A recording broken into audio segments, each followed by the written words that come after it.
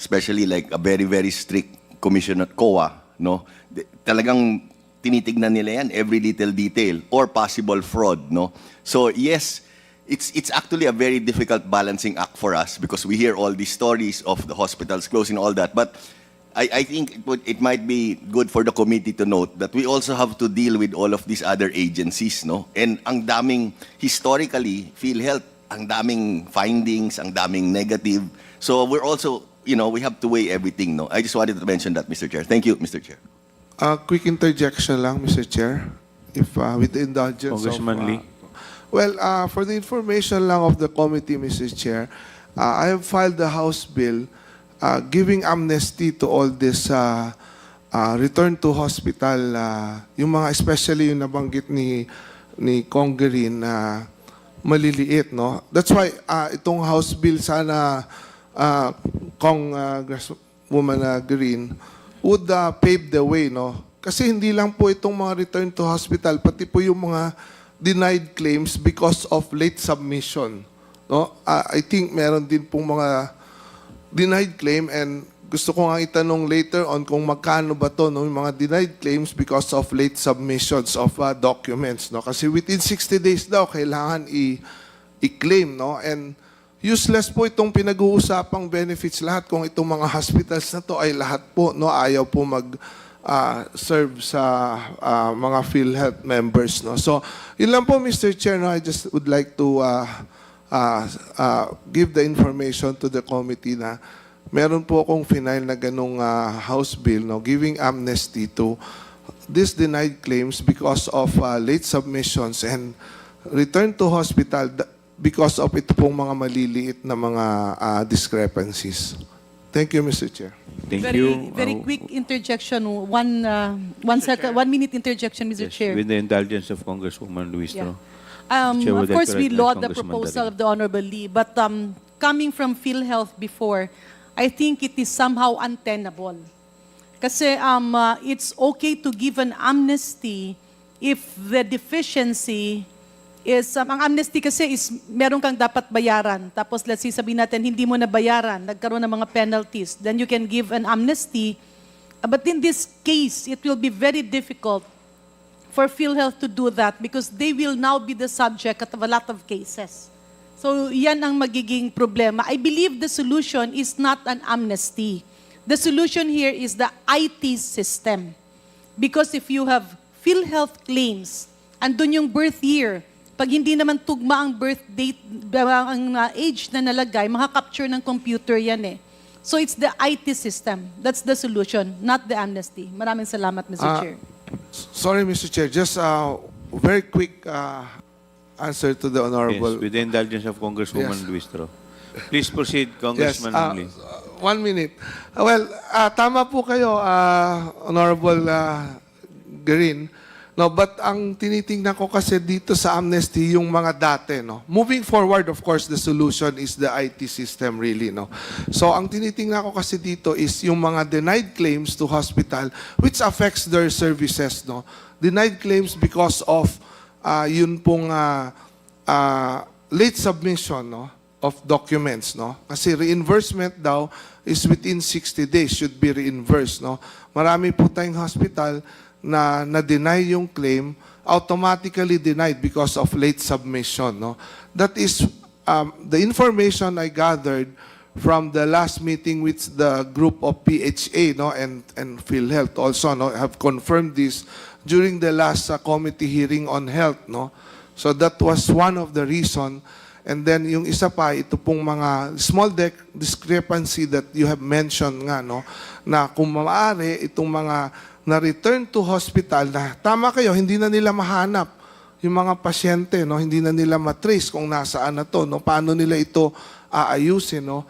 So ito po yung sentro, no, nung House bill natin na yan, no, na sana mabigyan po itong mga hospital kasi totoo namang naibawas nila ito doon sa mga billing ng mga pasyente, no. So yun po ang sinesentro. But again, I submit that tama po kayo na yung pong IT ang talagang solution po dito. Yun lang po, Mr. Chair. Thank you. Thank you. Mr. would Chair, like to very quick recognize- input to the denied claims, Mr. Chair. Ang problema kasi nung dati, maraming in-enroll na double or triple na enroll yung isang tao. And there were also situations where names were actually fictitious. So in fairness to the people manning this before, they had to deny the claims, especially if fictitious yung tao. Ibig sabihin, napaka-imposible na yung isang hospital ay magkaroon ng ganitong number of operations. So, granting an amnesty will actually mean relieving them of their responsibility. So, I believe that will apply, your proposal can be considered on RTH, but definitely, Mr. Chair, on denied claims, it will send a wrong signal. Kasi dapat alagaan natin, tama naman, marami ang benepisyo, but it should go to the real people and those in need. No fraudulent claims. Maraming salamat, Mr. Chair. 30 seconds, Mr. Chair. Congressman, Mr. Chair. siguro pwede po natin i-tackle yan once your Yes. Mr. Chair, bill is hindi ba filed. Yun na pwede- po yung tamang committee po Mr. na... Chair. Yes, the Hindi vice... po ba yung issue na yan pwedeng pag-usapan pag nandun na sa proper committee? Ayun na po. Yun Thank na you, po Mr. yung- Chair. I submit. Nagtataas pa ako ng kamay kanina rito pero parang nagdidebate na tayo sa Kaya isang nga po. issue na hindi dapat nandito. Yes. Thank you, Mr. Chair. I submit, Mr. Thank Chair. you. Please proceed, Congresswoman Luistro. But before you proceed, the Chair would like to recognize the Senior Vice Chairperson, the Honorable Bienvenido Abante, Senior from the 6th District of Manila. Please continue, Can we Congresswoman please Luistro. put again on the screen the last slide? I will be concluding my interpellation on this slide, Mr. Chair. Going over the top 10 reasons for the cases of return to hospital, I observe that these are mostly documentary.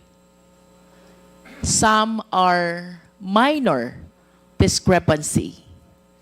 And I feel disturbed that the purpose of our universal health care is being defeated because of the issues of documentary requirements or minor discrepancies, when in fact, these claims are legitimate claims, I wish to believe.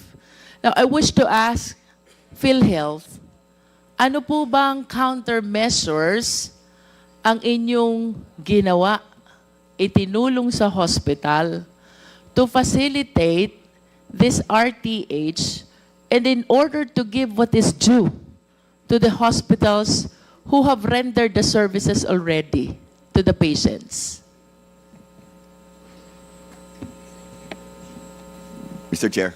Yes, PCE Omandi. I will reply, Mr. Chair, and then if I can allow COO Eli Santos to continue answering the query.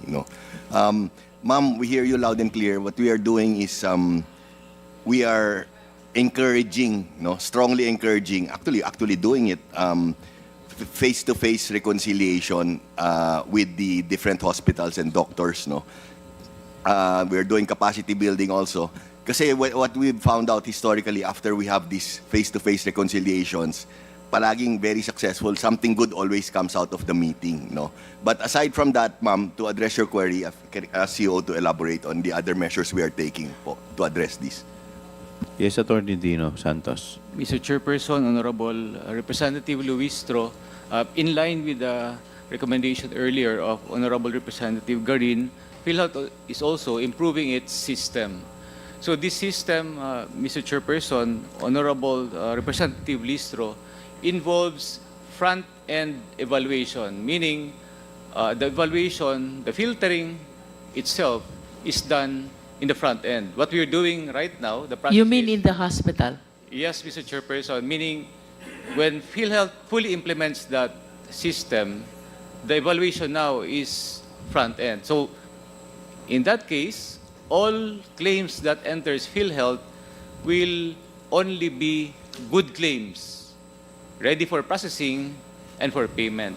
And if that happens, there will be no more RTH. That's correct, Mr. Because no Chairperson. claim will be reaching the PhilHealth if the claim is not compliant with the requirements. That's correct, Mr. Chairperson. But I Honorable wish to Representative- hear also, anong pong assistance ang binibigay nyo sa hospital, sa patient, to avoid non-submission or non-referral of claims to PhilHealth?